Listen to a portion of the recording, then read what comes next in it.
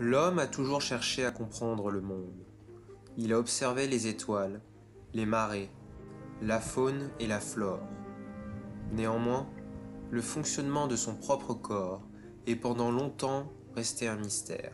C'est par son ingéniosité et son histoire qu'il put enfin observer au travers de lui-même. Fin 19e, la belle époque. Un vent de progrès et de modernité souffle sur une Europe prospère. Nouvelles découvertes et progrès technologiques y sont nombreux. C'est en 1895 qu'un physicien allemand du nom de Wilhelm Röntgen découvre les rayons X. Et dès 1896, la médecine y trouvera une application médicale, la radiographie.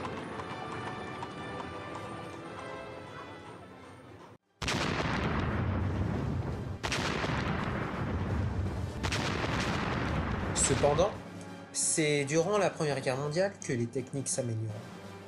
Alors que le conflit s'enlise dans les tranchées et que la guerre s'industrialise, des scientifiques comme Marie Curie parcourent les tranchées avec des radios portatives.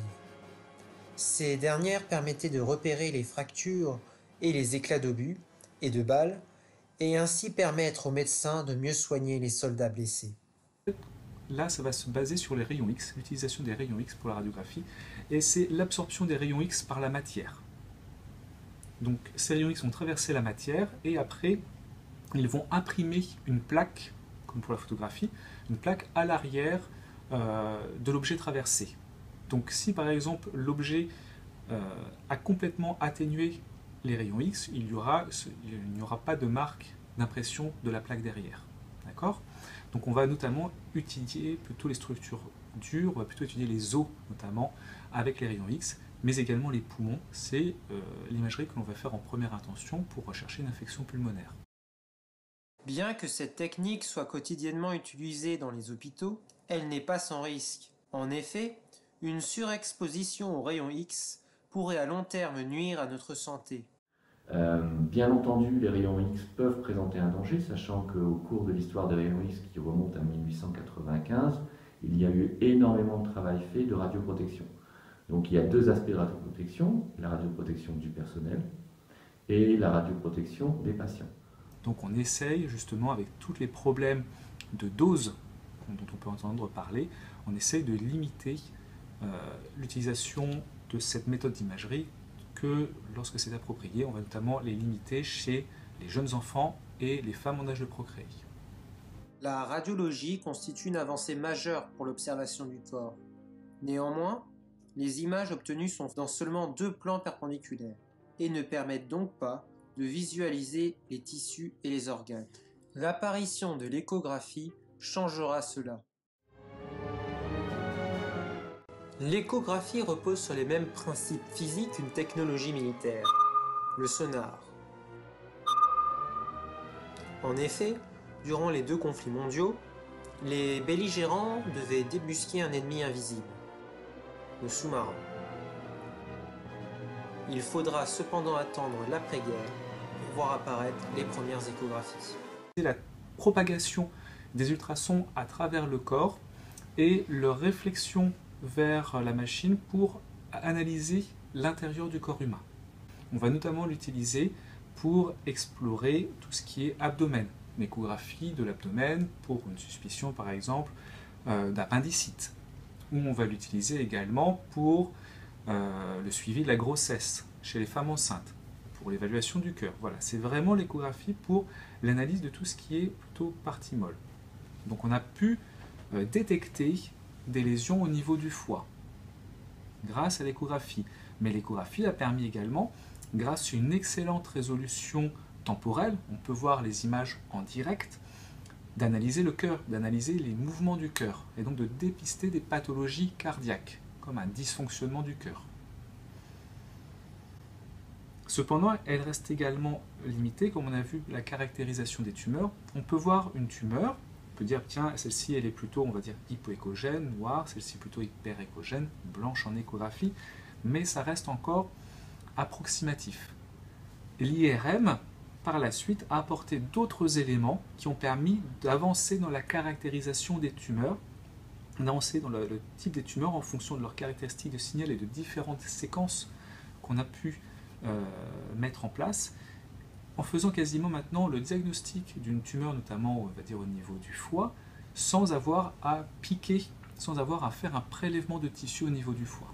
Donc c'est l'avantage, en fait, c'est ce qu'on appelle l'IRM multiparamétrique, qui a permis d'avancer vraiment dans la caractérisation de ces tumeurs et de se passer de gestes beaucoup plus invasifs. Il faut attendre 1976 pour voir l'apparition du premier prototype qui va permettre de repousser les limites de l'observation du corps humain, l'IRM. L'IRM est probablement la modalité d'imagerie dans celle qu'on a présentée qui est la plus récente. Elle est basée sur les champs magnétiques et on a mis en évidence que les champs magnétiques mettaient en résonance les protons. Donc ça met en résonance, ça va aligner les protons. Donc là, c'est un principe physique qui est déjà beaucoup plus compliqué. En fait, qu'est-ce qui se passe? C'est que notre corps est constitué de molécules, bien entendu, est constitué d'une grande partie d'eau. Et donc, on va faire résonner les molécules d'eau de notre corps. Et en fonction de cette résonance de ces molécules d'eau, on va les faire basculer plus ou moins rapidement en fonction de la composition des structures que l'on va observer, les os, le foie, les muscles. Et donc, ça va entraîner l'eau, etc. Ça va entraîner donc un signal différent. On a pu, grâce à l'incomparable qualité des images produites par IRM, continuer l'observation du corps humain. Néanmoins, cet examen nécessite la plupart du temps l'injection de produits de contraste gadolinés, pouvant entraîner des problèmes de santé. Effectivement, il y a des allergies aux produits de contraste gadoliné qui ne sont pas des allergies en général liées au gadolinium, mais plutôt liées aux excipients attachés au gadolinium. Chaque constructeur a un excipient propre de façon à stabiliser la molécule de gadolinium, et on est plus souvent allergique à cette molécule. Donc effectivement, on ne peut pas savoir si quelqu'un est allergique avant d'avoir fait une injection de produit de contraste gadoliné. Il n'y a pas de facteur de risque particulier. Tant que ce patient n'a pas eu d'injection, on ne peut pas le savoir. Le deuxième risque du produit de contraste gadoliné, c'est lié à l'élimination rénale de ce produit de contraste. Et il peut y avoir un problème chez les patients insuffisants rénaux, qui ont donc du mal à éliminer, et chez lesquels il va y avoir une accumulation de gadolinium. Et on a mis en évidence justement le risque de fibrose néphrogénique systémique chez les patients en insuffisance rénale sévère après injection de gadolinium. Ça va entraîner, en fait, c'est un problème dermatologique. La radiologie est une spécialité en constante évolution. En effet, les techniques existantes sont sans cesse améliorées, et de nouvelles voient le jour régulièrement. Qu'est-ce qui a été notable ces 15 dernières années? Notamment, effectivement, ce qu'on disait, c'est la numérisation des imageries. Donc, la radiographie avant, c'était, comme je l'ai dit, c'est un peu des photographies, donc c'était sur plaque, on tirait des films papier des radiographies, donc ce qui entraînait un stockage important, mais également une dégradation de ces photographies, de ces radiographies avec le temps, qui ne permettait pas une conservation. Et maintenant, tous ces éléments, toutes ces données d'imagerie, radiographie, scanner, échographie, IRM, tout est numérisé et stocké dans des systèmes d'archivage que l'on appelle les PACS. Ce qui nous permet, notamment pour des patients qui ont des suivis de cancer, de reprendre, donc de faire l'examen à une date, à un instant T, et de reprendre les anciens examens, par exemple celui au moment où on a dépisté le cancer, pour justement juger de l'évolution du cancer sous traitement. Et ça, on le retrouve en 2 minutes, en interrogeant la base de données à partir du nom du patient. Les progrès, justement, là, c'est que nous allons faire ces prochaines années qui sont en cours, c'est de mettre en commun ces différents systèmes d'archivage entre les hôpitaux. Le souci.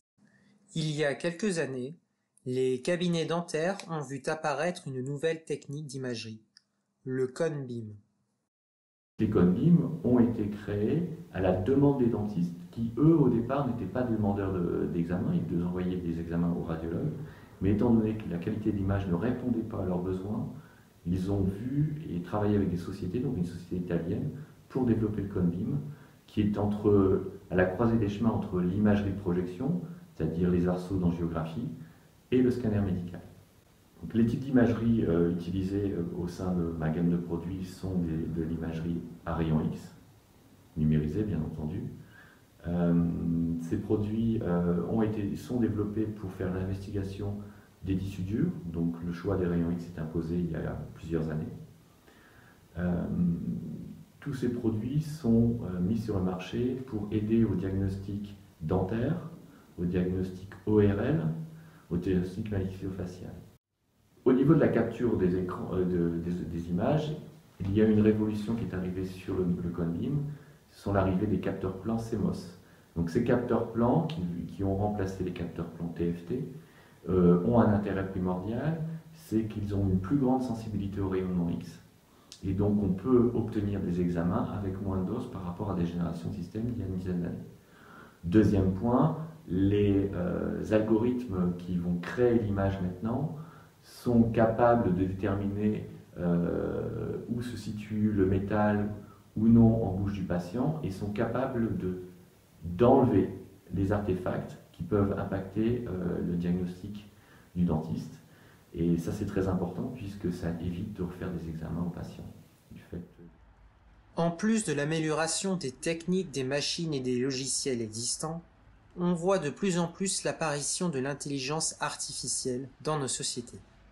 Alors, j'ai eu l'occasion de travailler une vingtaine d'années sur des systèmes qu'on appelait des CAD, Computed Aided Diagnosis.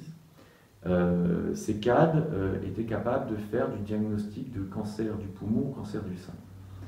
Ils ont été mis sur le marché et les fabricants ont très vite abandonné ces logiciels qui étaient le début, les prémices de l'intelligence artificielle. Parce qu'il y a une vingtaine d'années, que ce soit les radiologues ou les pneumologues, personne ne voulait de système qui pourrait supplanter l'intelligence humaine.